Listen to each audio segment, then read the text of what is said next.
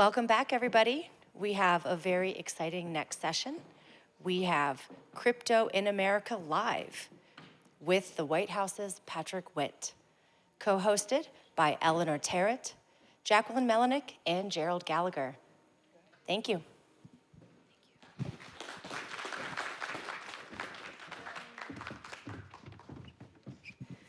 Good morning, everyone. Hey, Patrick. Good morning. Hey there. Good morning. How you doing over there? Doing great, doing great. How are you all in Denver?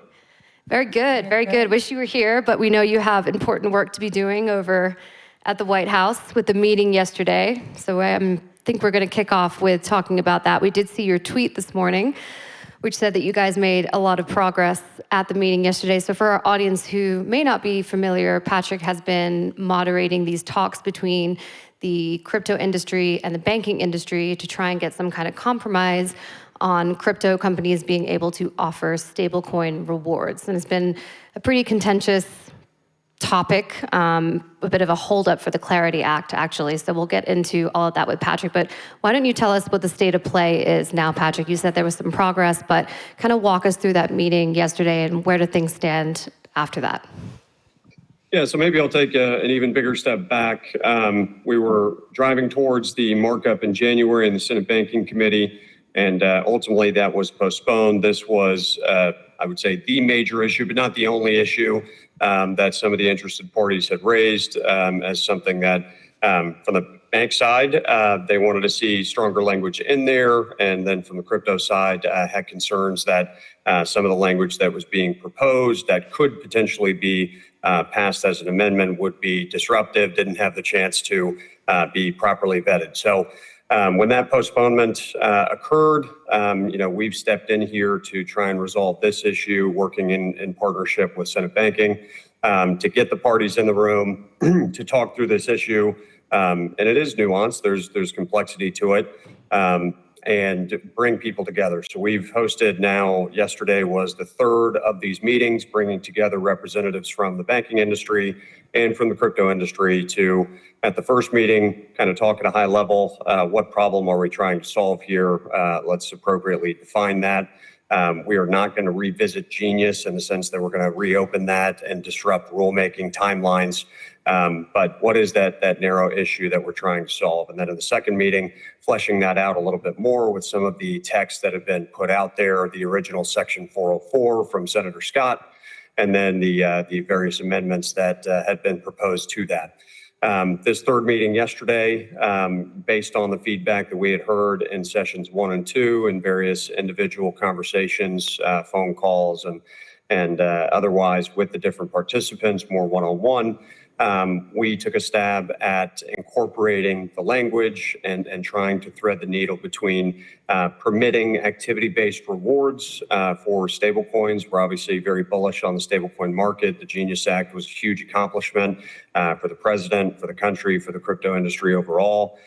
We do not want to diminish that or revisit that in a way that would undermine that achievement for what it was. But going after this narrow issue that the banks have raised, and it's not just the banks, it's senators on both sides of the aisle. We heard this from numerous Senate Banking Committee members, Republican and Democrat, and then we also got contacted by a number of senators that aren't even on the Banking Committee who had raised some concerns about this as well. So that was really the moment when we knew we had to step in and address this in a way that satisfies those senators' concerns, but also preserves the core of Genius and allows stablecoins to flourish and become, reach their full potential, because they are an amazing technology and they have importance not only for crypto, but the United States government, the primacy of the United States dollar and global foreign exchange and trade and all the rest of it. So yesterday was a big step forward in the sense that we were getting down to individual text, line by line. I think we've narrowed the issue set considerably and had some clear do-outs for the members to provide some feedback on those areas of the outstanding areas that still need to be resolved. But the field has shrunk considerably on the areas of disagreement. Patrick, maybe a funny little anecdote, but we heard that there was a strict no phone policy yesterday and that they were put in a lockbox. Can you confirm that? Not a lockbox, but we wanted to bring the appropriate level of seriousness and decor to the meeting. A number of times, especially when you're going to be walking through text, people can be on their phones, they can get distracted. Leaking they things can get a to text Ellie. message Yeah. from their kid at school, what have you. We wanted people's eyes on the screen, focused on the same sections, everyone there present in the room. And the example that I give is, why do judges wear robes? And up until recently in the UK, why did they wear powdered wigs, right? It kind of sets the tone. You're there to do something serious, and you're expected to pay attention in a way that in some meetings you might not otherwise give that same due level of attention. Yeah, I'm thankful that those wigs didn't become a part of the legal system here in the States. About it. Yeah, we thought about it. That was an option. Yeah, no, I'm glad we went a different direction there. So there seem to be two kind of fundamentally opposing viewpoints here. One is obviously from the crypto industry saying that this is anti-competitive, genius is settled law. These same kind of arguments came up with money market funds about deposit flight risk. And then you have the banks on the other side talking about deposit flight and sort of systemic risk to the financial system. How close do you think we are to bringing the two sides together, just crossing the divide from an understanding of what this technology actually is and where we sit from a legislative perspective now? I'll start by saying this, and I've told this to the participants in every one of the meetings that we've had. My job is to get a bill to the president's desk. Now, that is not a bill at any cost, but understanding that the democratic process works in a way that there's going to have to be compromises, and on all issues, individuals are going to have to give, and depending on their perspective, it might not be perfect, but let's not let perfect be the enemy of the good here. There's a lot of great aspects to this bill, totally separate and apart from the stablecoin issue here. And if we can solve this issue in a way that narrowly addresses the issue that the banks have raised, but also permits stablecoins to be the amazing innovation that they are, and we want to encourage their growth, not only domestically but internationally. Then let's keep the overall picture in mind here, and let's see if we can find something that both sides can live with here. So I think we're closer to being able to get a result done than we ever have been on this particular issue. We're also closer to getting this bill done. I think, again, as I mentioned at the onset, leading up to that January 18th markup, this wasn't the only issue that was raised that key stakeholders had issues with, but this really has been the key issue that I believe if we solve this, it's going to start a domino effect here, and I think things could move pretty fast once it's resolved. Yeah, so you mentioned that you think you're on track for your deadline, which I believe is March 1st, to get the stablecoin issue done. If you can meet that deadline, what's your sort of timeline looking like for a banking committee markup? Obviously, they postponed it January 15th. Are we moving into March? Are we looking at April? What's your target for this new markup for Senate banking now?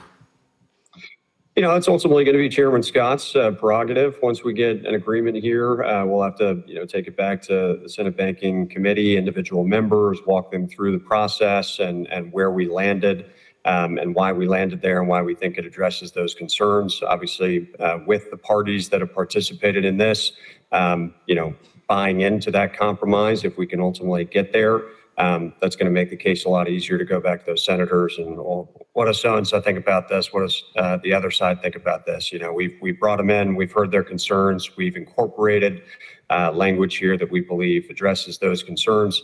And then from there, the remaining issues on, call it Title I, Title III, Section 505 that have been raised, Senate Banking Committee staff have continued to work on those to make material improvements to those sections.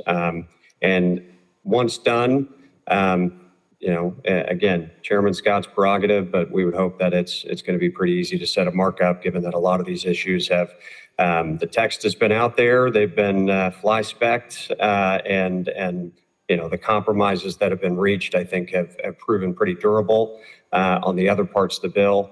And then once you pass it out of the Banking Committee, there will be that reconciliation process and getting that floor time on the Senate. So a lot of people have invested a tremendous amount of time into this bill, and I know there is a lot of desire on both sides to advance this and put this bill on the president's desk. Yeah, Patrick, how are you and the White House feeling about the reconciliation process? I know you mentioned earlier that there's senators who are not on Senate banking, voicing concerns. There's obviously a lot of other things. The House really liked their draft, and of course that has to be part of the process for our audience who hasn't seen the Schoolhouse Rock, just a bill on Capitol Hill. How are you feeling about once we get past that stage, how quickly we can move towards actually getting this legislation on the president's desk? I would say if there was a silver lining to the markup getting postponed, it was probably the fact that we've had now an additional month and some change here to work on those issues that were going to be addressed and revisited after it was marked up in the banking committee. So the reconciliation process is already taking place somewhat. So hopefully the passage out of banking, there's less to do on the other side of it. I know Senate Banking is coordinating with Senate Ag, and the stakeholders are providing consolidated feedback there.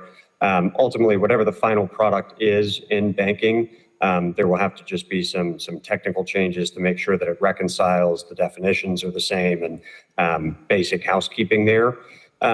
We've also kept in regular touch with the key House members, Chairman Hill, Chairman Thompson, and their staffs to let them know where we are in this process. They've been very helpful. They've made clear that there are certain must-haves that were in the House bill that they want to see preserved, and making clear to us that if those were not there, there's going to be issues in their chamber, and we're fully mindful of that. We respect that, and we're doing our level best to keep every one of those issues addressed to their satisfaction in the bill. Yeah, I also want to talk to you, Patrick, kind of about the conversation and the timeliness of all this. Obviously, we are at ETHDenver, and there are lots of builders and developers here who have been building in this space for years, arguably without U.S. regulation. So why should they be paying attention to what Washington is doing now, and what would be your message to them in the meantime? I think the operative word that you used there is builders. At the end of the day, I would start with developer protections in this bill that are very strong. The BRCA, protection of self-custody, and others here. You need clarity that and certainty that regulators are not going to come after you. That ultimately, what this bill is doing in many ways is kind of tying the hands of some of those runaway regulators, which this community experienced over many years, how damaging that can be and disruptive to people's lives. So I would start there. The other part of this is institutional capital, and that's not just banks or pension funds, but venture capital, money flowing into this space to back founders, to back builders, and allow them to grow, and for capital to come into DeFi protocols or onto exchanges. That capital is going to be the laggard here, and they're going to be most responsive to and reactive to positive legislation here that in many ways legitimizes the industry, legitimizes the technology, and says it's safe to go outside and to start to allocate capital in this space. So I'm very optimistic that this bill will have very positive unlocks in terms of allowing builders to proceed building here at home, not being driven offshore, and then also for the investors to back them with their capital and start to enter this space in a big way. Has anything changed on the ethics side of things in the last couple of weeks, Patrick? I know we've been focusing a lot on the stablecoin yield issue. There's some sticking points with the DeFi side of things, but when it comes to ethics, is there anything that's come up in the last couple of weeks that might have changed, or anything that you're watching at the White House you're concerned about? Is it maybe the same as when the markup was supposed to be set on January 15th? Do you think you have enough Democrats to get this bill passed despite the ethics concerns around the Trump family? Mm-hmm. So throughout this process, we have had very open dialogue with the various members on the Democrat side that have expressed this as being an issue they want to address. We've put forward numerous proposals that would apply to all public filers, including the president, all the way down, that we think are common sense measures to update some of the ethics rules around reporting. And they've been real proposals. Unfortunately, so far, what we've gotten back from some of the designees on the Democrat side to lead this negotiation have crossed red lines that not only would not be acceptable to the president and his family by targeting them, but would also target the spouses of members of Congress, for example, and prevent them from not only holding, transacting, using any kind of digital asset, including payment stablecoins. So suddenly the spouse of Chuck Schumer cannot buy a sandwich with a payment stablecoin for $5. Like, that's obviously overbroad. That language also included language that was way over scope that would have prevented family members, including spouses and grown children, from holding any senior position in a for-profit or nonprofit association. So essentially throwing out of work many of the family members of members of Congress. So I don't know how serious those proposals have been so far, but we have definitely put forward serious proposals that we believe bring transparency and appropriate common sense measures to update ethics guidelines in the digital age with this new technology.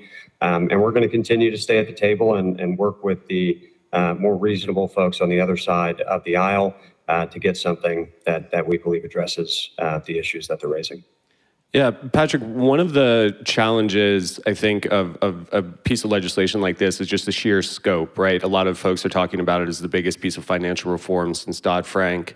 It seems like there are areas where there is maybe more bipartisan support or even efforts where maybe you could carve something out. Obviously, you guys have a singular focus of getting this done, but you mentioned developer protections and BRCA. Just being here in ETHDenver and addressing developer protections specifically, there have been concerns about brain drain and going offshore again. What would you say to people looking for certainty on building projects and not having to go elsewhere, just if we stall out on this process? I would say keep the long view in mind. And right now we have terrific regulators at the SEC, the CFTC, OCC, on down the list. The president has chosen excellent, capable leaders who are pro-innovation, pro-crypto, and they're making great strides. But this could all be undone in a matter of years. And so where the legislation really comes into effect and has its most positive effect is probably not in the next 2.5, 3 years, but it's beyond that. It's future-proofing it against a future administration that would come along and seek to undo all of the great work that people are undertaking now and have been for the past few years. So what we're doing now is future-proofing the industry, future-proofing these technologies, future-proofing the ability of builders to build here in America and not have to go offshore, because there is that lingering uncertainty that what if change of administration leads to someone coming after me in the future. We want people to build here in America. We want to dominate this technology. As the president says, we want to be the crypto capital of the world, and he means it. And I think this legislation is a critical piece in order to achieve that vision. Patrick, before we let you go, we got to ask you about David Sachs. His time is wrapping up as the AI and crypto czar. He's limited to 180 days as a special government employee. How would you kind of define his time in this position? And then we've got to ask, do you have any idea of who the successor would be? So David has shown no indication of wanting to step back here. He's done an incredible job of setting the vision and making clear that all roads in the administration that touch on crypto run through our office, and we've established incredible working relationships with colleagues at Treasury, SEC, CFTC. Again, I won't list all the agencies, but David has been a fantastic centralizing figure in this to unify the work that we're doing, make sure it's consistent across the board. And also he's just a brilliant guy. So people are very deferential to him on issues of great import that touch on this sector and also on the AI sector as well. So I'm incredibly grateful to work for him. And just as an American citizen, I can tell all the folks in the crowd there, we should all be very grateful that he undertook this sacrifice to come in and serve in this role. Mm-hmm, mm-hmm. But he has a limited time in his role as a special government employee, right? So there will be a time when he will step back from the role. Is the White House thinking about, potentially another successor to him when that time comes? We've had no conversations about that. So I'll let David speak for himself on his plans, but I know he is full steam ahead and no signs of slowing down. Gotcha. Amazing. Well, Patrick, thank you so much for joining us today, and best of luck on the Hill. Get it done. Thank you. Thanks, Patrick. Thank you.